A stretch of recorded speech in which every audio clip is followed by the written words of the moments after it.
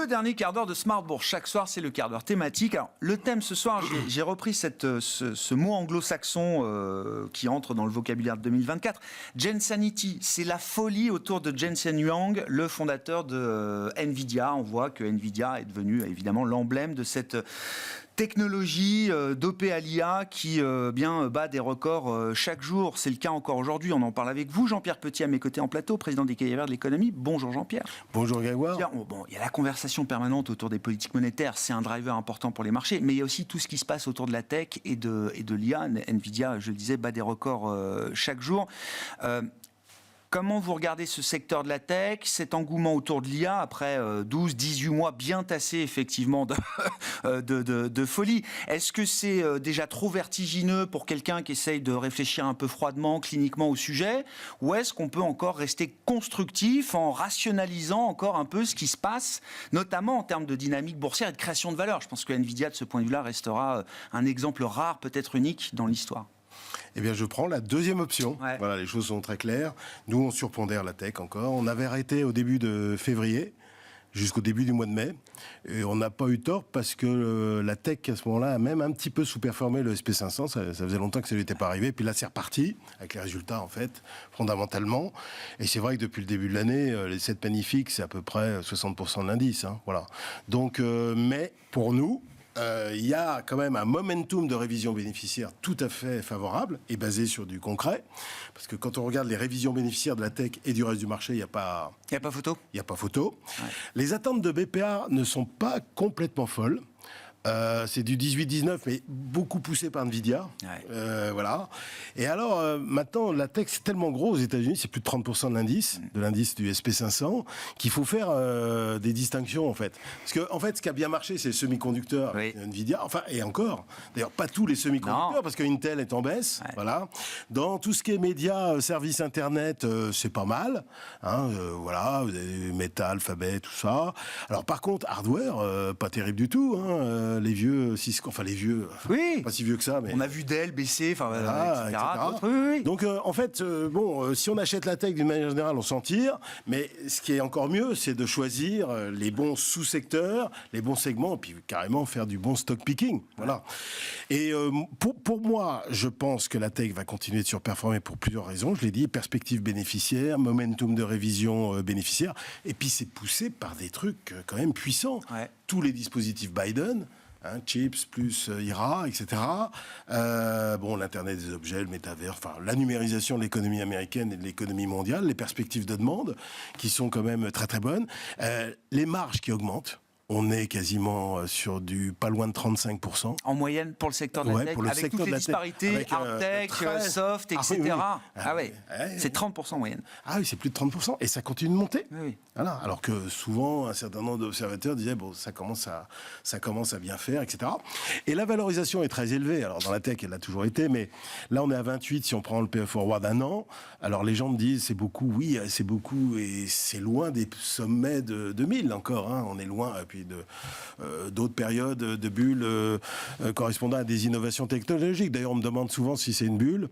Et nous, on a 10 critères pour qualifier une bulle. Parce que moi, j'ai parlé d'économie de bulle il y a 25 ans. Il y en a combien sur 10 qui matchent ou pas, là? Alors, il y en a quelques-uns quand même, j'imagine, sur 10, oui. On n'est pas sur du plat. Non. On n'est pas sur du plat. Alors, il y a la valorisation absolue, la valorisation relative, la prime de risque, il y a le momentum de cours, il y a les IPO. Enfin, il y a toute une série de facteurs, le momentum macro, le momentum de cours qui est très important dans les bulles, parce que ça s'accélère en fin de cycle.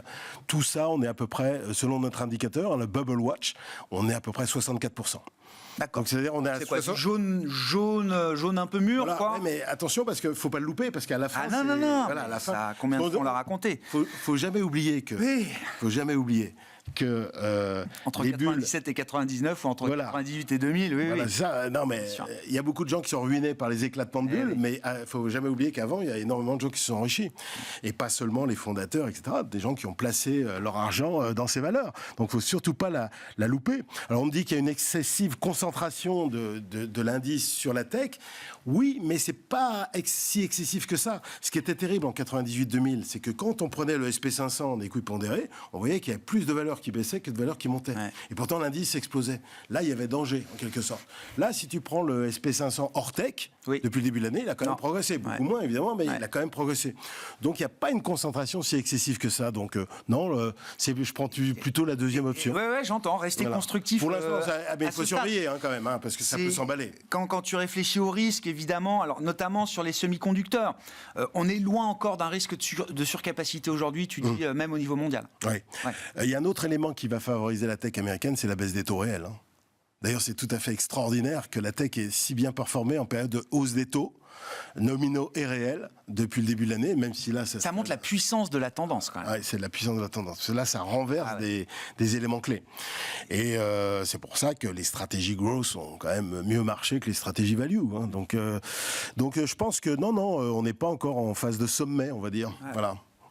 Les frictions politiques, géopolitiques ont eu très peu d'impact à ce stade. Il y a des acteurs qui sont passés quand même par la casse-prison, entre guillemets. Enfin, Huawei, à un moment, a été quand même complètement annihilé du marché sous l'époque Trump, etc. Puis ça repart ensuite. Oui, on a toujours parlé aussi du risque de régulation, du fait de la monopolisation d'un certain nombre d'activités, ce qui est vrai d'ailleurs. Mais j'ai envie de dire que ça les protège, ça. Parce que la bataille technologique entre la Chine et les États-Unis est si forte qu'on ne peut pas affaiblir le secteur américain. Voilà. Et je crois que les Chinois, il y a eu deux événements. C'était effectivement, l'initiative Chips de Biden et ChatGPT. Je pense qu'ils ont compris, mais ils vont pas lâcher le morceau. Mais je pense qu'ils ont compris que pour la tech haut de gamme, ça risque d'être perdu. Mais ils vont conserver le bas de gamme et le moyen de gamme. Le niveau technologique de l'économie chinoise s'est considérablement amélioré. Mais je pense que sur la partie haut de gamme, ça va être un peu plus compliqué pour eux. Bon, sur le délire, alors la Gensanity et les GPU de Nvidia, c'était un calcul, peut-être un petit calcul de coin de table, mais quand même fait par les partenaires de Sequoia Capital qui se connaissent en venture capital. Il y a eu 50 milliards de dollars d'achat de GPU Nvidia l'an dernier.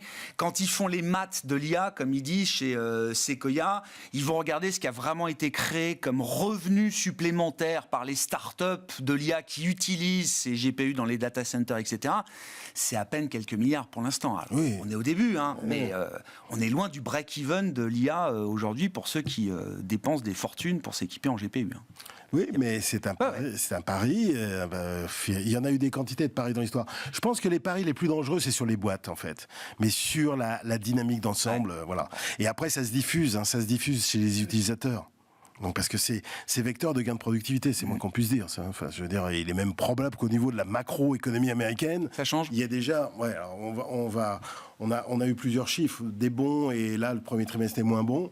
Mais il est plausible de penser, parce qu'on n'arrive pas à le démontrer quantitativement, il est plausible de montrer que la hausse des gains de productivité est due, au moins en partie, aux investissements qui sont réalisés depuis des années dans ce domaine-là. Et à une pénétration, un début de pénétration aussi des innovations, de la numérisation sur le reste de l'économie. Voilà. Bon, dans l'actualité du prochain semestre, là, effectivement, c'est l'idée aussi d'évoquer un peu tous les enjeux de marché au global, au-delà de la tech. Jean-Pierre, tu es toujours convaincu que Trump a toutes les cartes en main, ou en tout cas que les planètes sont alignées pour une nouvelle élection de Donald Trump le 5 novembre? On est à 5 mois de l'élection, il peut se passer des choses. J'entends. Mais si je devais prendre un pari aujourd'hui, je dirais que c'est Trump. Pourquoi ? Parce que d'abord... Malgré les Biden... malgré quand même les résultats économiques affichés, et que pourra afficher Joe Biden à l'issue de son mandat. Malgré cela. Alors, Trump avait aussi un bon bilan. D'ailleurs, on a fait le bilan hors Covid, parce que Covid, ni Biden ni Trump n'en étaient responsables. Donc, on a neutralisé Covid. On a fait le bilan de Trump et Biden. J'ai envie de dire, c'est à peu près match nul. En termes de croissance, création d'emplois, investissement tech, justement, productivité, bref, taux de chômage, une batterie d'indicateurs, c'est à peu près match nul. Par contre, les deux surperforment nettement les deux mandats d'Obama, par exemple. Voilà. Mais c'est pas ça qui va faire là. C'est plusieurs choses. D'abord, je crois que Trump répond à un certain nombre de frustrations d'une grande partie de l'électorat américain. L'indifférence des partis politiques, des deux grands partis politiques à l'égard de la désindustrialisation, l'immigration non contrôlée, avec je parle pas au niveau macro, l'impact macro, je parle plutôt de l'impact sur les narcotrafics ou des machins comme ça va le marcher. Les initiatives, les aventures extérieures qui ont tout échoué, il faut bien le reconnaître, Irak, Afghanistan, Syrie, donc qui c'est qui est le plus isolationniste là-dedans ? C'est plutôt Trump. Ça reste les mêmes drivers que 2016, quoi. Voilà, exactement. Donc ça, et puis Trump correspond quand même à la transformation du monde. C'est un type qui joue sur le transactionnel, sur la puissance, le rapport de force. Le transactionnel, oui. Ah bah, oui, bien sûr. Oui. Les institutions multilatérales, quoi. Ils s'en foutent complètement. C'est l'économie de conflictualité. C'est du gré à gré, oui. On dit économie de guerre, c'est un peu exagéré, mais enfin, économie de conflictualité. Ouais. Et lui, il correspond parfaitement à ce monde-là. Alors pourquoi Biden va perdre ? À mon avis, en l'état actuel des choses, il est jugé trop vieux tout simplement par les électeurs américains, y compris les électeurs démocrates. Alors, il y a 3 ans et demi d'écart entre les deux, donc c'est pas beaucoup, mais n'empêche, il y en a un qui... L'image renvoyée n'est pas la même. Qui tient debout pendant 2 heures à raconter ce qu'il a envie de raconter, mais l'autre qui serre la main dans le vide à la fin de son discours, c'est pas terrible quand même pour le job le plus puissant du monde. Enfin, pour le président américain, c'est l'homme le plus puissant du monde quand même. Donc, il faut quand même faire un petit peu attention à ça. On voit dans les sondages qu'au niveau fédéral, en fait, pour se baquer dans les 6 États clés, il faut que les démocrates aient 6 à 7 points d'avance au niveau fédéral. Et là, il est en retard. Oui. J'ai pas regardé dernièrement, mais il a -1, -2. Donc ça paraît quand même très, très, très difficile. Puis il y a un autre élément qui est un peu négligé en Europe, c'est que Kennedy, le fils de Robert Kennedy, fait 11-12 dans les sondages quand même fédéraux. Oui, bien sûr. Et il mord. Il mord un peu. Alors lui, on ne sait pas quelles sont ses convictions. Il va un peu à droite, à gauche. Mais il mord un peu, quoi. Oui, il mord un peu plus sur l'électorat de Biden que sur l'électorat de Trump. Donc ça fait un handicap supplémentaire. Il ne faut pas oublier que Ralph Nader, en 2000, l'écologiste de gauche américaine, avait piqué un petit peu sur Al Gore. Et au total, il s'était... Et dans l'autre sens, à droite, Ross Perot, en 92, avait pris sur Bush senior. Donc, c'est jamais sous-estimer l'impact du 3e homme de ces élections américaines dans ce format quand même toujours très, très bipartite. Qu'est-ce que ça change si c'est Trump ? Et notamment, tiens, puisqu'on parle aujourd'hui, 6 juin 44, 6 juin 2024, c'était le jour de la Banque Centrale Européenne notamment, mais 5 novembre, si c'est Trump, avec un programme qui ne sera pas surprenant, qui est déjà écrit d'une certaine manière, ça change quoi pour Jérôme Powell ? Qui a déjà du mal à délivrer une première baisse de taux là aujourd'hui. Ouais, faut pas exagérer là-dessus. Bon, il lui mettra la pression, mais à la limite, moi ça me choque pas. Les banques centrales indépendantes ne sont pas des tours d'ivoire. Il doit pouvoir y avoir un dialogue démocratique avec une institution qui ne se situe pas en dehors du champ de la démocratie. Et d'ailleurs, j'aurais aimé, sur la pression que Trump pourrait lui mettre via Twitter ou autre, ou j'en sais, ou en direct au téléphone, je sais pas. Mais c'est plus au regard du policy mix que pourrait être la politique budgétaire de Trump à partir du 5 novembre. Ah oui, c'est plus dans le contexte du policy mix généré par une nouvelle élection de Donald Trump. Et puis la pression, évidemment, que Trump pourrait lui mettre... Ah ça, il faut s'attendre. Parce que Trump va lui mettre la pression pour baisser les taux. Ah bien sûr, bien sûr. Ça, mais encore une fois, moi, sur le principe, ça ne me choque pas. Il avait raison en 2018 lorsqu'il l'a critiqué. Parce que la preuve, c'est qu'il y a eu des baisses de taux en 2019 et qui n'ont pas généré d'inflation. Un revirement en 15 jours. Voilà, un revirement en 15 jours. Moi, j'aurais adoré que des politiques français ou européens cognent sur Trichet lorsqu'il gouvernait la BCE. Et quand on voit les déclarations... Ils l'ont fait, mais après, quoi. Ils l'ont fait, mais après c'est trop tard. Voilà. Cogne, quand je dis cogne, critique. Et propose d'autres solutions, parce que c'était assez catastrophique, quand même, cette politique monétaire au début des années 2010, en pleine crise de la dette souveraine. Et j'aimerais aussi avoir une dirigeante de banque centrale ayant un petit peu plus de vision, de charisme, d'audace. Je parle de Christine Lagarde. Christine Lagarde, c'est quand même, je m'excuse, mais vraiment très bonne en termes de communication sur la forme. Mais sur le fond, il n'y a pas grand-chose quand même. Les investisseurs, ils peuvent regarder au-delà de ça.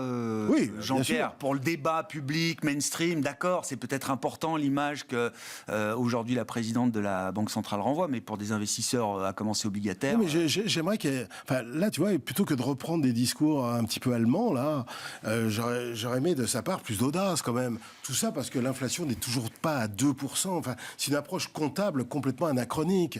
On a des enjeux majeurs pour l'Europe des prochaines décennies. On a la transition numérique, la transition énergétique. Il va falloir reconstruire l'Ukraine. Il va falloir continuer à se battre en Ukraine pendant je ne sais pas combien de temps. On a les dépenses du vieillissement. Enfin, je veux dire, il faut quand même un minimum de vision politique quand même. Oui, elle fait avec 26 personnes autour de la table. Oui, mais Draghi a réussi. Bah oui, mais pourquoi il imposait l'agenda. Ben voilà, mais Pourquoi il est si populaire aujourd'hui, Draghi? Parce qu'il a réussi. C'est un dirigeant politique, c'est-à-dire le meilleur dirigeant politique européen, à mon avis, depuis 30 ans. C'est pour ça qu'il ne sera pas nommé président de la Commission européenne. Il ferait trop d'ombre aux autres. Oui, mais c'est ça. Ça fait partie. C'est comme ça qu'on me l'a dit. Hein. Ça fait partie de la tristesse qu'on peut avoir à propos de la gouvernance européenne. Quand même, on a baissé les taux. Il ne nous reste même pas une minute. On a baissé les taux une fois. Bon, évidemment, pour l'instant, alors avec toute la prudence et la retenue exprimée par Christine Lagarde, mais rendez-vous en septembre avec de nouvelles projections. Là, ils ont relevé un peu les prévisions d'inflation, mais c'est possible qu'ils les rebaissent peut-être dès le mois de septembre. Absolument. Le rythme peut s'accélérer ensuite en 25. Oui, je pense. Enfin, s'accélérer. Oui. On peut espérer 75 points de base cette année, parce que faut dire que la conjoncture, quand même, est un peu plus favorable. Oui. Là, je parle pas de l'inflation, parce que l'inflation, elle est à 2,5 plus, on va dire. Voilà, 2,5 plus. C'est quoi? C'est 0,8 de croissance cette année en zone euro qui ferait repartir l'inflation? 0,9, ça ferait repartir l'inflation? Non. Donc alors? Non, mais le cycle, dans les fonctions de réaction des banques centrales, en particulier d'une banque centrale traditionnelle comme la BCE, ça joue un petit peu, à la marge. Ça donne un peu moins de grain à moudre aux pays d'Europe du Nord, on va dire ça comme ça, même s'ils vont très mal. Quand on regarde aujourd'hui la situation conjoncturelle. Non, je pense que les 75 points de base seront là, parce que les anticipations d'inflation baissent, parce que quand même les gains de productivité vont un peu remonter. Il faut dire qu'ils étaient tellement bas. Au moins cycliquement, quoi. Cycliquement, donc ça va limiter les coûts salariaux unitaires, l'emploi décélère un petit peu, voilà, les créations, les augmentations de salaire vont décélérer, donc tout ça va permettre. Puis de toute façon, après les taux courts, c'est important, mais ce qui compte le plus, c'est quand même les taux longs. Et les taux longs sont aussi déterminés par les taux longs américains. Et donc la bonne nouvelle des derniers jours, c'est un peu le soft landing qu'on a au T2 aux États-Unis, qui permet quand même d'envisager un mouvement graduel de baisse des taux longs. Avec une confirmation effectivement quand même que le marché de l'emploi, le marché du travail américain se détend, se rééquilibre. On l'a vu avec les dernières données cette semaine, et on verra si on a la confirmation demain avec le rapport mensuel sur l'emploi américain. Merci Jean-Pierre Petit qui venait nous voir, le président des Cahiers Verts de l'économie dans Smart Bourse sur Bismart.